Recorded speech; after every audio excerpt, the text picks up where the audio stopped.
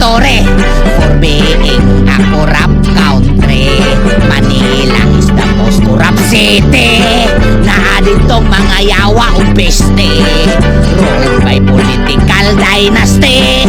Always hungry sila sa money. Mga buhayang nagsabotahe, kinurakot na kwarta ni Malita Pirme.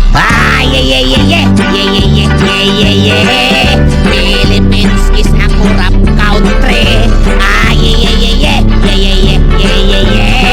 Because of political dynasty.